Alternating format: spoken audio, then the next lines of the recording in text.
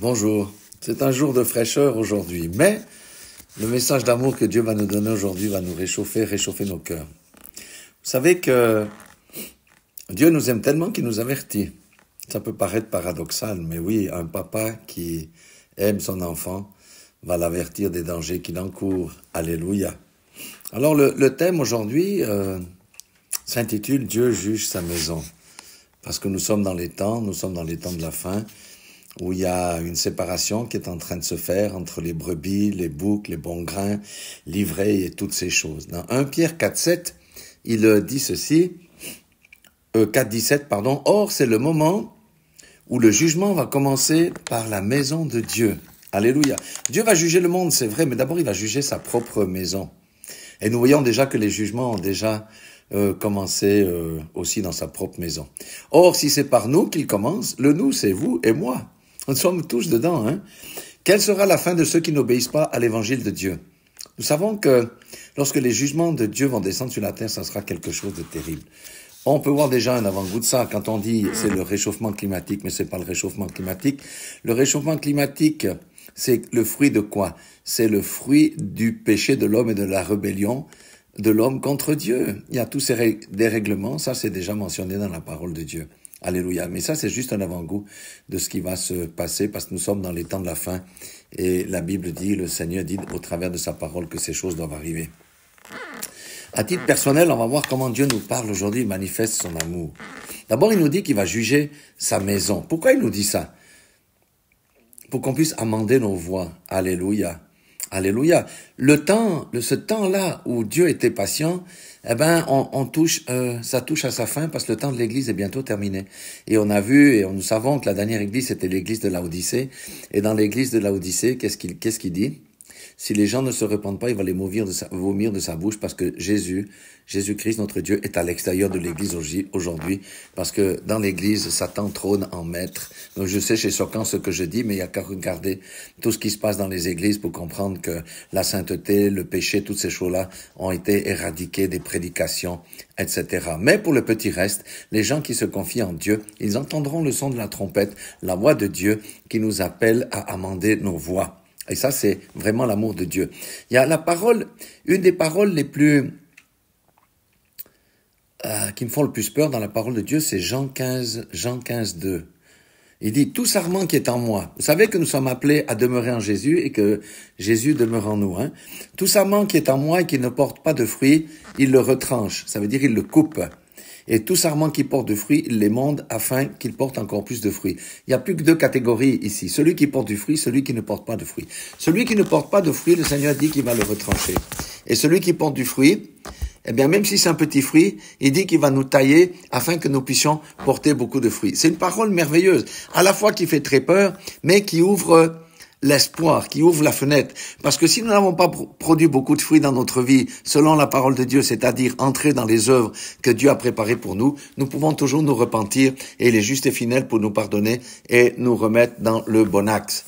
La troisième parole ici, c'est Jean 15, 6. Il dit, et si quelqu'un ne demeure pas en moi, mais comment on ne demeure pas en Jésus? Frères, sœurs, c'est quand on pratique la fornication, quand on pratique la médisance, quand on pratique la fraude, quand on pratique le péché sur une base régulière. Nous ne demeurons plus en Jésus, c'est nous qui sortons de son corps et lui ne peut plus demeurer en nous. C'est pas possible. Il dit, si quelqu'un ne demeure pas en moi, ça veut dire qu'il ne marche pas sur la voie droite. Nous ne sommes pas parfaits, c'est clair. Mais le Seigneur veut voir notre cœur vraiment à marcher sur le sentier étroit. Comme je dis souvent, nous sommes dans un processus.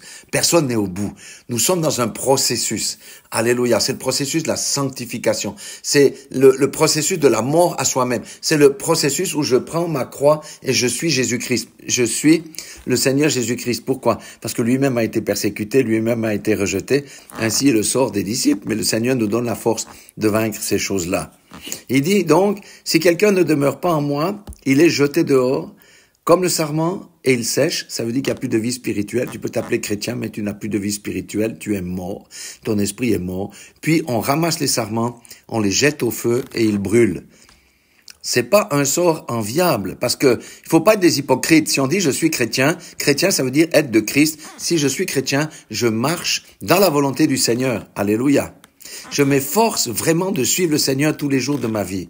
Mais nous savons que nous sommes dans un corps de chair et que parfois nous pouvons tomber. Mais le Seigneur nous dit, mon fils, ne reste pas couché sur ton péché. Demande pardon, repens-toi et je vais te relever. C'est un message d'amour. Alléluia. Combien de fois j'ai gémi à plat ventre parce que j'étais tombé. Alléluia. Mais j'ai aussi compris que des fois nos chutes proviennent du fait que nous avons ce que l'on dit en anglais the free will. Ça veut dire qu'on a le choix de dire oui ou non au diable. Lorsqu'on dit oui, on chute. Lorsqu'on dit non, on devient plus fort. Et il arrive que des fois, on dise oui à la tentation, nous chutons, mais le Seigneur est fidèle et juste et bon pour nous pardonner si nous confessons nos péchés. Si nous ne confessons pas notre péché reste et parle contre nous. Et lorsqu'on ouvre une porte au diable, on ouvre la porte à beaucoup de pertes. La perte de la joie, la perte de l'amour, la perte financière, la perte de la santé. Il y a toutes ces choses qui arrivent lorsqu'on donne le droit au diable de venir nous agresser. Parce que le diable est celui qui est venu pour détruire, égorger, voler, tuer, etc. Maintenant, dans son amour, le Seigneur nous dit aussi dans 2 Timothée 2,19, la dernière partie du verset, on est dans la solution. Ici, il nous dit, je vais commencer par juger ma maison. Tu fais partie de ma maison, attends-toi à ce que je vais t'examiner et je vais te juger. Il dit que si tu ne portes pas de fruits, tu seras retranché de sa maison. Il dit que si tu ne demeures pas en Jésus, tu n'auras aucune chance. Et voici, maintenant, j'aimerais parler de 2 séries de versets qui nous donnent la solution. C'est 2 Timothée 2,19, dernière partie du verset, il dit « Quiconque prononce le nom du Seigneur ». Toi qui m'écoutes, tu prononces le nom du Seigneur. Je suis chrétien. Je connais Jésus. Moi, je prononce le nom du Seigneur. Je suis chrétien, etc. Mais le Seigneur dit, si tu prononces mon nom, éloigne-toi de l'iniquité. Quiconque prononce le nom du Seigneur, qu'il s'éloigne de l'iniquité. S'il y a de l'iniquité dans ta vie, examine-toi parce qu'il n'y a que toi qui connais l'iniquité. Parce qu'on peut paraître beau à l'extérieur, vous voyez, mais pourri à l'intérieur. Parce qu'il y a quelque chose qui nous ronge. La pornographie, par exemple, peut ronger quelqu'un. C'est comme un cancer. Le non-pardon peut ronger quelqu'un. Et souvent, ça donne le cancer. Vous voyez, la médisance, là, il faut prendre le ciseau spirituel pour couper notre mauvaise langue. Nous avons tous à lutter contre la langue. Et des fois, lorsqu'on dit les choses, ça nous fait du bien à notre chair, mais notre esprit est heurté et le Saint-Esprit est heurté. Donc, vous voyez. Alors, qu'il s'éloigne de l'iniquité, ça veut dire si tu pratiques le péché. Je parle pas du péché occasionnel dans lequel on tombe, ça on a vu. Mais quand on pratique un péché d'une base régulière, on a besoin d'une délivrance. Et on doit crier au Seigneur. On peut aller voir le pasteur. On peut aller voir des frères et sœurs en qui on a confiance, ou on peut prier ensemble jusqu'à ce que le mauvais esprit là soit chassé. Dans certains cas, il est même recommandé de jeûner et de prier parce que certains démons ne sortent que par le jeûne et la prière. Ça veut dire que lorsqu'on a laissé entrer quelqu'un dans notre vie, en l'occurrence le diable, il fait son nid, il consolide avec les pensées et la simple oppression qu'on avait avant, ça devient une obsession. Je parle l'exemple de la pornographie, ça touche beaucoup les hommes, mais aujourd'hui, ça touche les femmes aussi. C'est quelque chose de honteux. Ce sont les péchés cachés. Vous voyez ce que je veux dire? Ce sont les péchés cachés. Et les péchés cachés, c'est ceux qui rongent, qui détruisent. La pornographie détruise l'amour qu'on a par rapport au conjoint. Ça va changer notre vision de notre conjoint. Ça nous empêche de recevoir l'amour parce que nous cherchons des choses qui sont indignes et qui sont sales. C'est une addiction. Lorsqu'on est addict à la pornographie, c'est une addiction tout comme la drogue, tout comme l'alcool, et ça finira par détruire quelqu'un, ça finira par détruire le mariage de quelqu'un, ça finira par pousser quelqu'un vers des perversions sexuelles qui sont extrêmement graves. Et on ne peut pas être accro à la pornographie et dire que je suis un enfant de Dieu. Je suis peut-être un enfant de Dieu, mais dans ce cas-là, le Seigneur dit, je vais juger par ma maison, je vais te juger pour ça. Toi, sors de là. Viens à moi, c'est moi qui te libère. Le sang de mon fils qui a été versé à la croix de Golgotha est suffisamment puissant pour te nettoyer, pour briser ces chaînes. Alléluia. Si tu n'arrives pas tout seul, va te mettre avec ton pasteur, avec quelqu'un de confiance et prier. Et si tu as la volonté, eh bien, tu seras complètement délivré. Alléluia. Donc, s'éloigner de l'iniquité, ça veut dire être radical avec le péché. Radical avec le péché. La Bible dit, si tu te soumets à la parole de Dieu, c'est dans Jacques, soumets-toi à la parole de Dieu, résiste au diable, et il fuira loin de toi. Alléluia. On ne peut pas résister au diable si on n'est pas soumis à la parole de Dieu. On doit croire ce que la parole de Dieu dit. Lorsque la parole de Dieu dit, quiconque prononce le Seigneur qui s'éloigne de l'iniquité, je me soumets à la parole de Dieu parce que maintenant je vais chasser l'iniquité de mon cœur.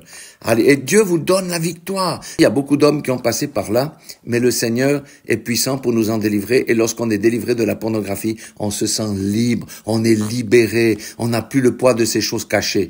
Dans le nom puissant de Jésus. 1 Pierre 1,17 nous dit, et si vous invoquez comme Père, souvent nous invoquons notre Père, celui qui juge selon l'œuvre de chacun, on va pas te juger pour les œuvres d'autrui. On va te juger pour tes propres œuvres. Sans exception de personne, conduisez-vous avec crainte pendant le temps de votre pèlerinage. La crainte de Dieu a disparu du corps de Christ. C'est pourquoi il y a de telles abominations sexuelles dans le corps de Christ. Il y a de telles fraudes dans le corps de Christ. Il y a de telles choses. Mais c'est à vous dégoûter. C'est à vous dégoûter. Tout ça pourquoi? Parce que la crainte du Seigneur a quitté l'Église à cause de l'hypergrâce, de toutes ces fausses doctrine où on encourage les gens à pécher en disant que le Seigneur est tellement bon, Dieu est amour, Dieu va te pardonner, Dieu est amour. Dieu est amour, mais Dieu est un Dieu de justice et un juste juge aussi. Et nous devons nous rappeler de ça parce que la croix a deux battants. Dieu est amour, Dieu est aussi un juste juge. Verset 18, il dit, sachant que ce n'est pas par des choses périssables, par de l'argent ou de l'or que vous avez été rachetés de la vaine manière de vivre que vous aviez hérité de vos pères. On ne peut pas changer ses vices contre de l'argent. L'argent ne va pas enlever le vice ou notre vaine manière de vivre. C'est pourquoi il est dit au verset 19, mais par le sang précieux de Jésus-Christ. Le sang de Jésus a été versé pour que nous puissions dominer sur le péché et non plus pour que le péché domine sur notre vie. Nous avons été rachetés par le sang précieux de Jésus qui a été versé, non pas pour que nous puissions faire notre volonté, mais que nous puissions faire la volonté de Dieu. Alléluia. Non pas nos propres œuvres, mais les œuvres que Dieu a préparées pour nous d'avance afin que nous les pratiquions. Donc le sang de Jésus a été versé comme d'un agneau sans défaut et sans tache. Alléluia. C'est vraiment fantastique. Nous avons cette espérance que quelle que soit notre situation, Dieu ne nous juge pas encore, ne nous condamne pas. C'est le Saint-Esprit qui met la conviction de péché chez l'un ou chez l'autre qui va m'écouter aujourd'hui. C'est pas grave, c'est saint. Ça veut dire que le Saint-Esprit est en nous et il titille notre conscience. À nous d'appliquer le traitement. Éloignons-nous de l'iniquité. Conduisons-nous avec crainte pendant le temps de notre pèlerinage. Alléluia. Voilà. Moi, je trouve que c'est un message d'amour qui heurte peut-être notre chair, mais c'est un message d'amour parce que nous devons mourir à notre chair. Voilà, soyez tous bénis dans le nom puissant de Jésus-Christ de Nazareth et que ces paroles qui ont été semées germent dans vos cœurs, germent dans vos esprits et que ça vous donne la pêche pour vous éloigner de l'iniquité et aussi pour porter ce message plus loin parce que beaucoup de chrétiens vivent dans l'erreur et dans les illusions. Je vous aime et Dieu vous aime.